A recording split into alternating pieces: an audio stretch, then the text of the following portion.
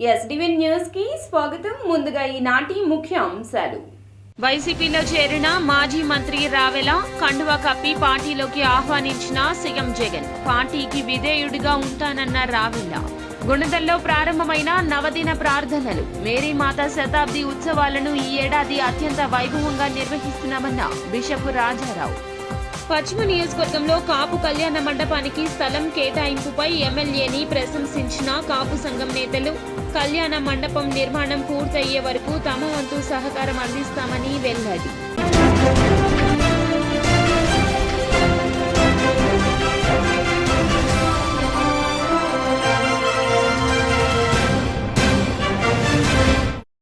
ఇక డీటెయిల్స్ చూస్తే పత్తిపాడు మాజీ ఎమ్మెల్యే రావెల కిషోర్ బాబు వైసీపీ పార్టీలోకి చేరారు.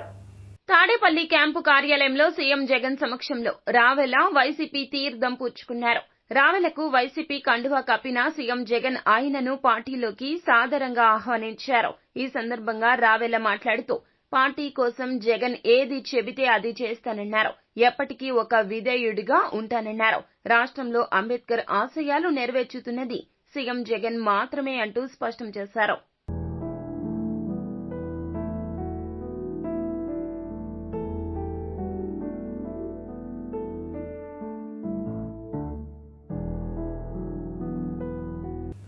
వైసీపీ నుంచి కూడా కేశినేని నానికి టికెట్ రాదని టీడీపీ సీనియర్ నేత కేశినేని చిన్ని ఎద్దేవా చేశారు. వైసీపీ నుంచి కూడా కేశినేని నానికి టికెట్ రాదని సంచలన వ్యాఖ్యలు చేశారు టీడీపీ సీనియర్ నేత కేశినేని చిన్ని. ఈ రోజు విజయవాడలో టీడీపీ సీనియర్ నేత కేశినేని చిన్ని మీడియాతో మాట్లాడారు. ఎంపీ కేశినేని నానికి మతి భ్రమించి ఇష్టానుసారం మాట్లాడుతున్నారని ఫైర్ అయ్యారు. కుక్కలకు విశ్వాసమైనా ఉంటుంది, కానీ నానికి అది కూడా లేదంటూ చురకలంటించారు. గత కొద్ది రోజులుగా మన స్థానిక ఎంపీ కొంచెం మతి భ్రమించి ఇష్టం వచ్చినట్టు మాట్లాడుతున్నారు. వారికి ఓటమి భయం పట్టుకుంది. ఆ ఓటమి భయంతో ఆయన ఏం మాట్లాడుతున్నాడో ఆయనకే అర్థం కావట్లేదు. కొంతమంది పిచ్చి కుక్కలని ఊర కుక్కలని ఇట్లా ఇష్టం వచ్చినట్టు మాట్లాడుతున్నారు. నిజంగా గుర్తుంచుకోనని కుక్కలకి విశ్వాసమైనా ఉంటుంది, నీకు ఆ మాత్రం విశ్వాసం కూడా లేదు. నిన్నింత వాడిని చేసిన చంద్రబాబు నాయుడు గారి మీద విశ్వాసం లేకుండా ఉన్నావు. వాటికి ఉన్న విశ్వాసత కూడా నీ దగ్గర లేదు. అంతేకాకుండా ఒకటే చెప్తున్నాం, నీకు మతి భ్రమించింది. పక్షులు ఒకే రకం పక్షులన్నీ ఒకే గూటికి చేరినట్టు సైకోలన్నీ ఒక సైకో పార్టీ చెంతకు చేరినాయి. కాబట్టి మీరందరూ ఏమి చేసినా రాష్ట్ర ప్రజలు వాళ్ళ చంద్రబాబు నాయుడు గారిని ముఖ్యమంత్రిని చేయాలని ఎంతో ఆతృతతో ఎదురు చూస్తున్నారు. తప్పకుండా రాష్ట్ర ప్రజలు చంద్రబాబు నాయుడు గారిని 175 నియోజకవర్గాల్లో 165 నియోజకవర్గాల్లో పైగా ఉమ్మడి తెలుగుదేశం జనసేన అభ్యర్థులు గెలవబోతున్నారు. అంతేకాకుండా ఆశ్చర్యకరమైన రీతిలో పులివెందుల్లో కూడా జగన్ ఓడిపోబోతున్నారు. మీరు గుర్తుంచుకోండి, ఇవాళ ప్రజలకే కాదు ఆ పార్టీలో ఉన్న వ్యక్తులకు కూడా అర్థమైపోయింది వైసీపీ ఓడిపోతుందని. అందుకనే అతను అవినాష్ అనుచరుడు, మొన్నే చెప్పా, అతను అవినాష్ కింద అనుచరుడు. ఇక్కడ తెలుగుదేశం పార్టీలో ఉన్నప్పుడు అతని ఆదరణ ఏ విధంగా ఉండేదో మీకు తెలుసు. మా నాయకులందరూ ఇతని మీద ఇష్టం లేకపోయినా కూడా మా గౌరవ ఎంపీగా గౌరవించారు. అక్కడికి వెళ్ళినాక అవినాష్ వెనకమాల లేకపోతే ఇన్ఛార్జ్ ఎవరుంటే వాళ్ళ వెనకమాల తిరగటం తప్పితే ఇతనికి అసలు ఏమీ లేదు. ఇతనికి టికెట్ కూడా ఇస్తారని మాకైతే నమ్మకం లేదు. మొన్న జగన్ యొక్క చర్యలు చూస్తే ఇతని టికెట్ వచ్చే పరిస్థితి కూడా లేదు. అదే చెప్తున్న ప్రజా జీవితంలో ఇతను కనపడ్డం, ఇతనికి మతి భ్రమించింది. గుణదలలో గుణదల మాత 100 వసంతాల మహోత్సవ నవదిన ప్రార్థనలు ప్రారంభమయ్యాయి. ఈ సందర్భంగా బిషప్ జోసెఫ్ రాజారావు అశేష భక్తకోటికి సందేశమిస్తూ శ్రీ సభలో మరియ తల్లికి ప్రత్యేక స్థానం, గౌరవం, గుర్తింపు ఇవ్వబడిందన్నారు. దేవుని తల్లి అయిన మరియ మాతను ఆశ్రయిస్తే భక్తుల కోరికలు నెరవేరుతాయన్నారు. దేవుని రక్షణ ప్రణాళికలో మరియ మాత పాత్ర గొప్పదని భక్తులకు వివరించారు. ఈ 100 వసంతాల మహోత్సవాలు జరుపుకుంటున్న తరుణంలో గుణదల మాత పుణ్యక్షేత్రం అభివృద్ధికి విశేష సేవలందించిన పూర్వపు పీఠాధిపతులు బిషప్ డోమ్నిని గ్రాసి, బిషప్ అబ్రోస్ డి బాతిస్తా, గురువులు ఫాదర్ అర్లాటి, ఫాదర్ బియాంకి, బ్రదర్ బెర్తోలి, బ్రదర్ కృప, బ్రదర్ జియాని డేవిడ్ గార్ల పేరిట స్మృతివనం ఏర్పాటు చేసి వారి నూతన విగ్రహాలు ఆవిష్కరించడం ఆనందదాయకమన్నారు. ఈ సంవత్సరం జరిగేవి మరో ఎత్తు. ఆ తల్లి ఇచ్చట ముచ్చటపడి కాలూని 100 ఏళ్ళయింది. వార్షికోత్సవాలకు మిమ్మల్ని అందరినీ హృదయపూర్వకంగా ఆహ్వానిస్తున్నాను. ఈ సంవత్సరం మనం జరుపుకునేవి కేవలం ఉత్సవాలు కాదు, మహోత్సవాలు. పోయిన సంవత్సరం సెప్టెంబర్ 9వ తేదీన శతవార్షికోత్సవాలను దివ్య పూజతో ఆరంభించాం. ఈ 9 రోజుల పాటు భక్తి ప్రపూర్ణమైన ప్రార్థనలో పాల్గొననున్న మీ అందరికీ నా ఆశీపూర్వక పరిశుద్ధ నామానికి స్తుతులు స్తోత్రాలు. పరిశుద్ధ మరియమాతకు వందనాలు. ప్రియ స్నేహితులారా, శ్రోతలారా, ఈ సంవత్సరము గుణదల మాత ఉత్సవాలు ఈ నవదిన ప్రార్థనలతో ప్రారంభించడం జరిగింది.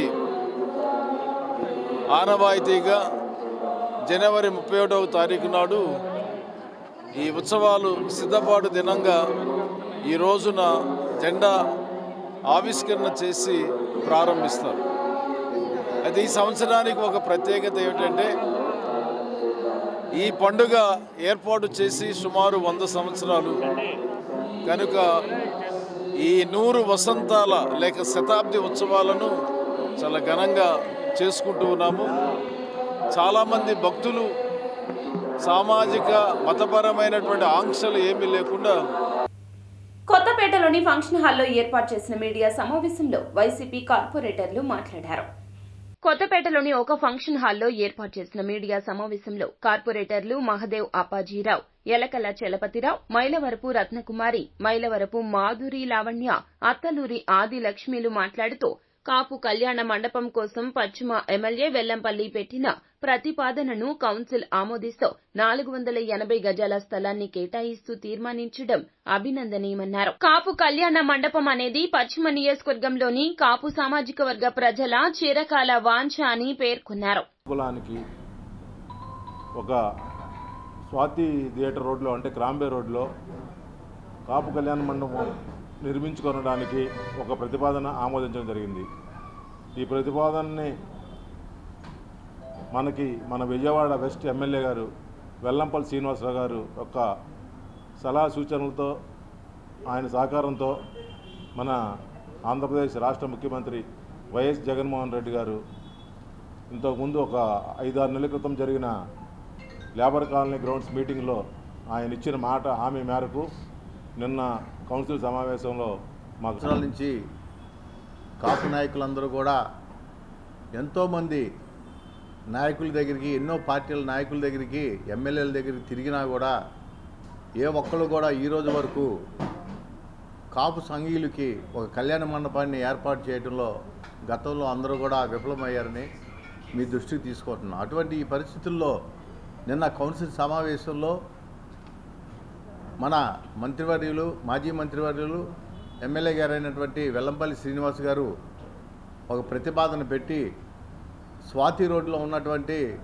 సుమారు 480 గజాలు స్థలాన్ని మాకు కాపు సామాజిక వర్గానికి సంబంధించి ఒక మంచి కార్యక్రమాన్ని తీసుకుని అది కౌన్సిల్లో తీర్మానం చేయించిన కార్పొరేటర్లకు కానీ, స్థానిక శాసనసభ్యులకు కానీ, మా పార్టీ ఇన్ఛార్జి కానీ, అట్లాగే మేయర్ గారు కానీ, ఆ స్థానికంగా ఉన్న కార్పొరేటర్ కానీ, వీళ్ళందరికీ పేరు పేరున కాపు సామాజిక వర్గం తరఫున కాపు సంఘీయుడిగా నేను కూడా ధన్యవాదాలు తెలియజేస్తున్నా. ఈ సామాజిక వర్గం పేద మధ్య తరగతి కుటుంబాలు అధికంగా ఉండే ఈ సామాజిక వర్గం ఒక పెళ్లి చేసుకోవాలన్నా, ఇంట్లో కార్యక్రమాలు ఏదన్నా చేసుకోవాలన్నా ఇప్పుడున్న పరిస్థితుల్లో సీఎం జగన్మోహన్ రెడ్డి చేసిన అభివృద్ధితో మళ్లీ అధికారంలోకి వస్తామని వైసీపీ పశ్చిమ నియోజకవర్గ ఇన్ఛార్జ్ షేక్ ఆసిఫ్ ధీమా వ్యక్తం చేశారు. 55వ డివిజన్ 173వ సచివాలయం పరిధిలోని కొండ ప్రాంతంలో నగర mayor Rayana Bhagyalakshmi, industrial development corporation chairman Bandi Nagendra పుణ్యశీల, స్థానిక కార్పొరేటర్ పూర్ణ చంద్రరావుతో కలిసి పశ్చిమ నియోజకవర్గ సమన్వయకర్త షేక్ ఆసిఫ్ పర్యటించారు. డివిజన్లో జరిగిన సంక్షేమం, అభివృద్ది పనులను అడిగి తెలుసుకున్నారు. గత ప్రభుత్వం హయాంలో కొండ ప్రాంతంలో ఎప్పుడూ జరగని అభివృద్ది ప్రస్తుతం తమ డివిజన్లో జరుగుతుందని స్థానికులు ఆసిఫ్ ఎదుట సంతోషం వ్యక్తం చేశారు. డివిజన్లో గడప గడపకి మన ప్రభుత్వం ద్వారా గౌరవ మన షేక్ ఆసిఫ్ గారు, అలాగే మన కార్పొరేటర్ గారితో వెళ్ళటం జరుగుతుంది. ఏదైతే పశ్చిమ నియోజకవర్గంలో ఉన్న మన షేక్ ఆసిఫ్ గారికి పశ్చిమ నియోజకవర్గ ఎమ్మెల్యే సీటు ఇవ్వటం జరిగిందో ఆయనతో పాటు కేడర్ మొత్తం ప్రయాణించడం జరుగుతుంది. అలాగే ఇంకో కార్పొరేటర్ విజయ్ గారు, పార్టీ నాయకులు, కార్యకర్తలు అందరూ ఈరోజు ప్రతి గడపకి వెళ్ళటం జరుగుతుంది. గతంలో గడప గడపకి మన ప్రభుత్వం ద్వారా గతంలో ఎమ్మెల్యే గారు మన వెల్లంపల్లి శ్రీనివాసరావు గారితో కూడా మనం పూర్తి స్థాయిలో ఈ డివిజన్ మొత్తం పర్యటించడం జరిగింది. అలాగే ఎక్కడెక్కడ ఏ పనులు ఉన్నాయో ప్రతి పని ప్రతి గడపకి అడగడం జరిగింది. ఇటు అభివృద్ధే కాకుండా అటు సంక్షేమం కూడా ఏదైనా కొన్ని టెక్నికల్ ఇష్యూస్ వల్ల ఆగిన విజయవాడ పశ్చిమ నియోజకవర్గం 55వ డివిజన్లో పూర్ణచంద్రరావు గారి ఆధ్వర్యంలో గడప గడప కార్యక్రమం ప్రారంభించడం జరిగింది. అలాగే ప్రతి గడపకి వెళ్ళి ఏదైతే సమస్యలు ఉన్నాయో ఆ సమస్యల్ని కనుక్కుంటూ ముందుకు సాగుతున్నాం. తప్పకుండా మంచి స్పందన లభిస్తుంది. తప్పకుండా ఏదైతే హామీలు ఇచ్చామో హామీలు నెరవేర్చే దిశగా ముందుకు వెళ్తున్నాము. ఇక్కడ సీసీ రోడ్స్ కానివ్వండి, డ్రైనేజీలు కానివ్వండి, అలాగే వాటర్ పైప్ లైన్ కానివ్వండి, అలాగే ఎలక్ట్రికల్స్ పోల్ కానీ ఏదైతే సమస్యలు ఉన్నాయో స్థానిక కార్పొరేటర్ గారి ద్వారా ఈ సమస్యలన్నీ పరిష్కరించి అభివృద్ధి చేసి ముందుకు వెళ్తున్నాం. మేము ప్రతి ఒక్కరికి మీ ఇంట్లో సంక్షేమ పథకాలు అందుతున్నాయా అని అడిగి అందుతున్నాయని చెప్తున్నారు. అలాగే ఏదైతే సమస్యలు ఉన్నాయో సమస్యలని మీ కార్పొరేటర్ గారు తీరుస్తున్నారమ్మా అని చెప్పి అడిగి ఆ తీరుస్తున్నారయ్యా అని వాళ్ళు చెప్పడం జరుగుతుంది. మంచి స్పందన లభిస్తుంది. వెళ్తున్నాం కానీ మా ప్రజల వద్దకు వెళ్ళి మా ఆసిఫ్ గారికి ఓటేయండి అని మేము ఊరికి అడగట్లేదు. మా అభివృద్ధిని చూపిస్తూ ప్రతి ఏరియా కాలువలు కానీ డ్రైన్లు కానీ లేకపోతే మెట్లు కానీ అన్నీ కూడా జల్లెడ పట్టి అభివృద్ధి చేసుకుంటూ ఈ రోజున ఆ అభివృద్ధి చూపించి మా అభివృద్ధి చూసే మీరు మాకు ఓటేయండి అని చెప్పేసి అనే ధైర్యం మా ఒక్క వైసీపీ పార్టీకే ఉందని చెప్పేసి కూడా అందరికీ తెలియపరుస్తున్నాం. అంతేకాకుండా ఈ ఒక్క 173 సచివాలయంలో గతంలో మొన్న ఒక 4 నెలల క్రితం 32 లక్షలతోటి ఒక కమ్యూనిటీ హాల్. కేంద్రంలో బీజేపీ ప్రభుత్వం మన రాష్ట్రానికి ద్రోహం చేస్తుందని వ్యవసాయ కార్మిక సంఘాల నాయకులు ఆగ్రహం వ్యక్తం చేశారు. గాంధీనగర్ ప్రెస్ క్లబ్ లో రైతు సంఘాల సమన్వయ సమితి, ఏపీ ట్రేడ్ యూనియన్ ఐక్య వేదిక ఆధ్వర్యంలో ఫిబ్రవరి 16వ తేదీన నిర్వహించనున్న గ్రామీణ బంద్, పారిశ్రామిక సమ్మె సన్నాహక సమావేశాన్ని నిర్వహించారు. ఈ సందర్భంగా సమ్మె రోజున చేపట్టాల్సిన కార్యక్రమాలపై చర్చించారు. అనంతరం ఓబులేసు కేవీ ప్రసాద్ మాట్లాడుతూ బీజేపీ పాలనలో అన్ని వర్గాల ప్రజలు ఇబ్బందులు పడుతున్నారన్నారు. 16వ తారీఖున దేశవ్యాప్తంగా గ్రామీణ బంద్ నిర్వహించాలని చెప్పి 540 సంఘాలతో కూడినటువంటి రైతు సంఘాల సమన్వయ సమితి, 11 జాతీయ ట్రేడ్ యూనియన్లు, దానికి అనుబంధంగా ఉన్న 450 ఫెడరేషన్స్, అసోసియేషన్స్ జాయింట్ సమావేశం నిర్వహించింది. రైతాంగం అంతా గ్రామీణ బంద్ పాటించాలని, ట్రేడ్ యూనియన్స్ అన్నీ కూడా పారిశ్రామిక సమ్మె నిర్వహించాలని చెప్పి నిర్ణయించినాయి. కారణం మోడీ పరిపాలన రెండవసారి ప్రధానమంత్రి చివరి దశకు వచ్చింది, ఎన్నికలకు వెళ్తూ ఉన్నాడు. ఎన్నికల్లో ఇచ్చినటువంటి ఏ ఒక్క హామీ కూడా అమలు పరచలేదు. రైతుల ఆదాయం రెట్టింపు చేస్తా అన్నాడు, అమలు జరపలేదు. పైగా ఈ నల్ల చట్టాలు పెట్టి భూములన్నీ వ్యవసాయ కాలంలో ఆయన చెప్పినటువంటి ఏ వాగ్దానం అమలు పరచలేదు కాబట్టి దాని మీద దేశవ్యాప్తంగా అన్ని విభాగాల రంగాల ప్రజానీకంలో ఒక తీవ్రమైనటువంటి వ్యతిరేకత, నిరసన వెల్లువవుతున్నటువంటి సందర్భంలో దాని నుంచి తప్పించుకోవడానికి చాణక్యుడు చెప్పినట్లుగా పాలకుడిపైన వ్యతిరేకత పెరిగినప్పుడు దాని నుంచి తప్పించుకోవడానికి వీలుగా ప్రజల్లో దైవభక్తిని ప్రేరేపించాలి అని చెప్పారు. అందులో నరేంద్ర మోడీ గారు ఇక్కడ దేవాలయాన్ని, రామమందిరాన్ని నిర్మించాడు. ఇప్పుడు రామమందిరం నుంచి జ్ఞానవాపికి వస్తున్నాడు. ఇదంతా ప్రజా సమస్యలను పక్కదారి పట్టించి మాదిగా ఇతర ఉపకులాల ఆధ్వర్యంలో జింకానా గ్రౌండ్స్ లో యుద్ధ బేరీ మహాసభ జరిగింది. ఎస్సీ వర్గీకరణకు పార్లమెంటు సమావేశాల్లో చట్టబద్దత కల్పించాలని డిమాండ్ చేస్తూ మాదిగా ఇతర ఉపకులాల ఆధ్వర్యంలో జింకానా గ్రౌండ్స్ లో యుద్ధ బేరీ మహాసభను నిర్వహించారు. ఈ సభకు రాష్ట్రం నలుమూలల నుంచి సంఘాల నాయకులు హాజరయ్యారు. అనంతరం వెంకటేశ్వరరావు మాదిగా మాట్లాడుతూ స్వాతంత్ర్యం వచ్చి 75 సంవత్సరాలు దాటినా మాదిగలకు ఉపకులాలకు న్యాయం జరగలేదని ఆరోపించారు. విజయవాడ జింకానా గ్రౌండ్లో మాదిగా రెల్లి, డక్కలి, మాస్టిన్ ఉపకులాల యుద్ధబేరి మహాసభ నిర్వహిస్తున్నాం. ఎర్రటెండలో కొంత ప్రజలు ఒక దిక్కుగా కూర్చోలేని పరిస్థితి ఏర్పడింది. ఏది ఏమైనప్పటికీ ఈ సభను విజయవంతం చేయటానికి అనేక జిల్లాల నుంచి మాదిగలంతా కదిలి వచ్చారు. మా ముఖ్య ఉద్దేశం రాబోయే ఫిబ్రవరి పార్లమెంటు సమావేశాల్లో ఈ దేశ ప్రధాని మోడీ బీజేపీ ప్రభుత్వం ఎస్సీ వర్గీకరణకు పార్లమెంటులో చట్టబద్ధత కల్పించేలా బిల్లు ప్రవేశపెట్టి తక్షణమే ఎస్సీ వర్గీకరణకు చట్టబద్ధత కల్పించాలని కేంద్ర ప్రభుత్వాన్ని డిమాండ్ చేస్తూ ఉన్నాం. అదేవిధంగా రాష్ట్ర ముఖ్యమంత్రి వైఎస్ జగన్మోహన్ రెడ్డి గారు అసెంబ్లీలో తీర్మానం చేసి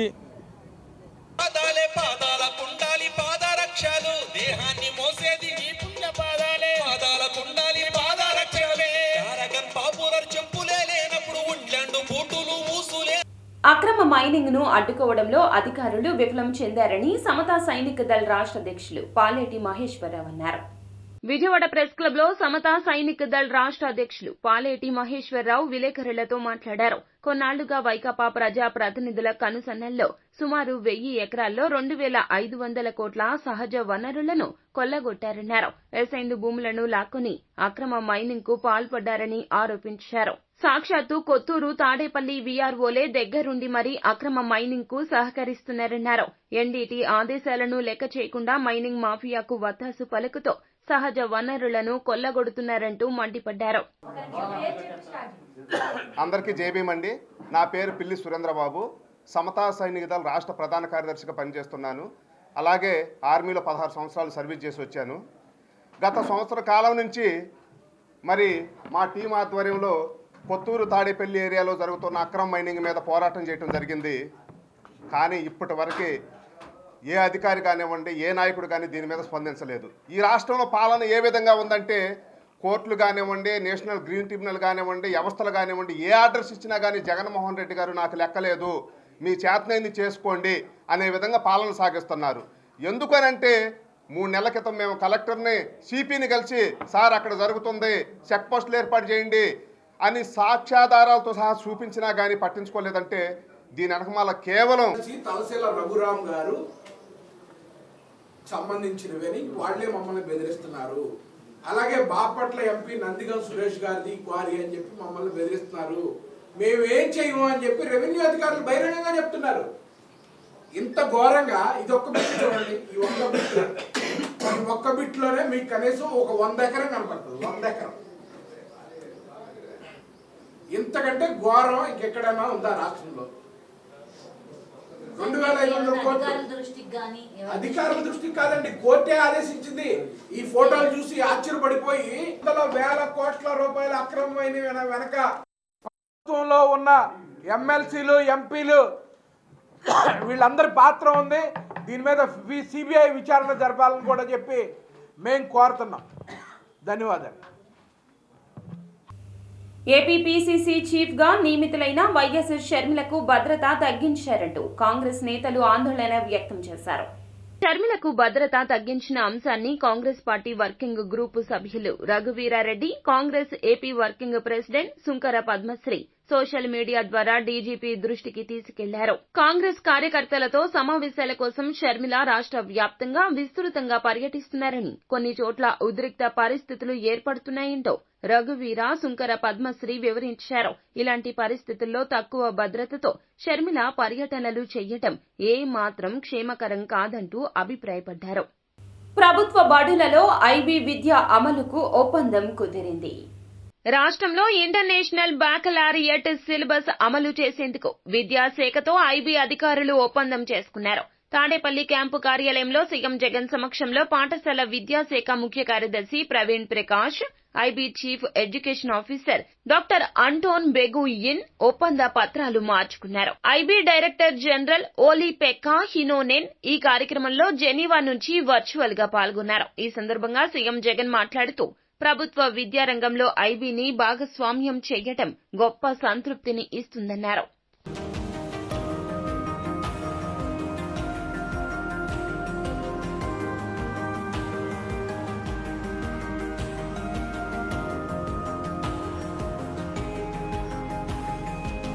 రాష్ట్ర ఆర్థిక పరిస్థితి తీవ్ర లోటు బడ్జెట్ దిశగా పయనిస్తోందని ఏపీ ప్రొఫెషనల్ ఫోరం రాష్ట్ర అధ్యక్షులు నేతి ఉమామహేశ్వరరావు ఆరోపించారు. విజయవాడలో నిర్వహించిన మీడియా సమావేశంలో మాట్లాడుతూ పాలకులు గెలుపు రాజకీయాల కోసమన్నట్లు ఆర్థిక విధానాలు రూపొందించి ఆర్థిక లోటు ఉన్న రాష్ట్రంగా దేశంలో నిలిపారంటూ మండిపడ్డారు. తీసుకొస్తున్న అప్పులు సంక్షేమ పథకాలకు ఖర్చు పెడుతూ అభివృద్ధిని గాలి కుదిలేశారన్నారు. రాష్ట్రంలో ఒక్కో వ్యక్తిపై సగటున 4.5 లక్షల రూపాయల నేటికి అప్పు ఉందన్నారు. ఈ రాజకీయ పార్టీలు ఇచ్చే హామీలను గుడ్డిగా నమ్మి వాళ్ళ ఓట్లేస్తే ఎలాంటి పరిస్థితులు ఆంధ్రప్రదేశ్ ఉన్నాయనేది చెప్పాలనేది పౌర సమాజం నుంచి వచ్చిన నాలాంటి వాళ్ళ ప్రయత్నం అని చెప్పాలి. ఇక్కడ మన ఆంధ్రప్రదేశ్ రాష్ట్ర ముఖ చిత్రం చూస్తే మనం విభజనతోటే 13,000 కోట్ల రెవెన్యూ డెఫిసిట్ మొదలైంది మన ప్రయాణం. అలాంటి రెవెన్యూ డెఫిసిట్ అంటే ఆర్థిక లోటు తగ్గించే విధంగా ప్రభుత్వ చర్యలు ఉండాల్సింది పోయి నిన్నటి వరకు నవంబర్ వరకు 47,000 కోట్ల 62 సో ఆర్థిక లోటు ఉంది. దాన్ని 8 months కాదు ఇంకా 4 months ఉంది. ఈ 4 months ప్రోరాటా క్యాలిక్యులేట్ చేస్తే 70,000 కోట్ల ఆర్థిక లోటు ఆంధ్రప్రదేశ్లో ఉంది. మన ఆంధ్రప్రదేశ్ ఆదాయమే మన సొంత ఆదాయం అంటే సెంట్రల్ స్టేట్ కానీ లేదా గ్రాంట్స్ కానీ లేని మన ఆదాయమే ఇంచుమించు ఒక 80 to 90 ఉంటే మొత్తం లోటే ఇంత ఉందంటే ఇటు వెళ్తా ఉంది ఆంధ్రప్రదేశ్ రాష్ట్రం. ఏపీలో టీచర్ పోస్టుల భర్తీకి మెగా డిఎస్సి నోటిఫికేషన్ జారీ చేయాలంటూ కేబినెట్ నిర్ణయించింది. ఈ సందర్భంగా టీచర్ పోస్టుల భర్తీకి మెగా డిఎస్సి నోటిఫికేషన్ జారీ చేయాలంటూ కేబినెట్ నిర్ణయించింది. ఈ ప్రాసెస్ లో భాగంగా తొలుత టెట్ నిర్వహించే అవకాశం ఉందని అధికార వర్గాలు చెబుతున్నాయి. డిఎస్సిలో టెట్ మార్కుల వెయిటేజీ ఉండడంతో తొలుత టెట్ నిర్వహించి ఫలితాలు వెల్లడించాక డిఎస్సి నోటిఫికేషన్ జారీ చేయాలని ప్రభుత్వం భావిస్తున్నట్లుగా తెలుస్తోంది. ఈనాడు మహిళా సాధికారిత, మహిళలకు వెన్నుదన్నుగా నిలవడానికి ఈ నెల ఫిబ్రవరి 16వ తారీఖున ఇప్పటికే 3 విడతలు 18,750 రూపాయలు 45 సంవత్సరాల నుండి పైబడి 45 సంవత్సరాలు పైబడి 60 సంవత్సరాల లోపు ఉన్నటువంటి మహిళలకి ఆ వయసులో వారికి ఆర్థిక స్థితికి అండగా నిలవాలని 18,750 రూపాయలు 18,750 రూపాయలు 4 విడతలుగా అంటే 75,000 రూపాయలు అందించాలనేటువంటి లక్ష్యం వారు ఎంచుకున్నారు. ఆనాడు చాలామంది ప్రతిపక్షాలు విమర్శ చేసినప్పటికీ కూడా చెప్పింది చేయడంలో మరెవరూ కూడా జగన్మోహన్ రెడ్డి గారికి సాటి రారు అన్నట్టుగా ఈ రాష్ట్ర ఆర్థిక పరిస్థితిపై వార్తలు ముగించే ముందు ముఖ్య అంశాలు మరోసారి. వైసీపీలో చేరిన మాజీ మంత్రి రావెల కండువా కప్పి పార్టీలోకి ఆహ్వానించిన సీఎం జగన్. పార్టీకి విధేయుడిగా ఉంటానన్న రావెల. గుణదల్లో ప్రారంభమైన నవదిన ప్రార్థనలు. మేరీమాత శతాబ్ది ఉత్సవాలను ఈ ఏడాది అత్యంత వైభవంగా నిర్వహిస్తున్నామన్న బిషప్ రాజారావు. పశ్చిమ నియోజకవర్గంలో కాపు కళ్యాణ మండపానికి స్థలం కేటాయింపుపై ఎమ్మెల్యేని ప్రశంసించిన కాపు సంఘం నేతలు. కళ్యాణ మండపం నిర్మాణం పూర్తయ్యే వరకు తమ వంతు సహకారం అందిస్తామని వెల్లడి. ఎస్డీవీ న్యూస్ సమాప్తం. నమస్కారం.